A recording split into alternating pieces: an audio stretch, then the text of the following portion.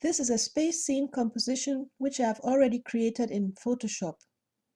I won't be covering how to do this in this lesson, but I will share a few tips on how to optimize your composition before moving on to importing and keyframing in Premiere Pro. To start with, gather everything you will need for your composition and organize everything into a folder. As you can see here, I photographed some cups and saucers which will serve as my UFOs.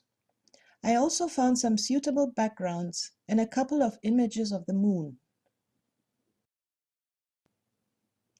When setting up the document for your composition, make sure that you choose a size that will match the size of your video sequence. I've chosen 1920 by 1080.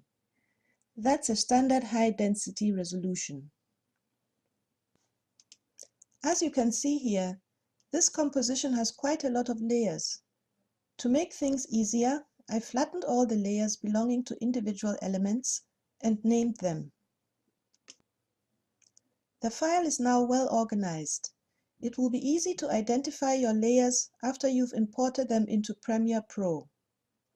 Once done with that, you can play around with your work until you are happy with the result. One last tip. Check all your layers with transparency to make sure that transparent areas are absolutely clean and free of smudges. This is especially important if you plan to apply effects within Premiere Pro, because smudges and other unwanted bits may be highlighted by the effects you apply. To clean up, check each layer individually by hiding all the rest. Get rid of anything that should not be there. This smudge, for instance, I'll just rub it out with the eraser tool.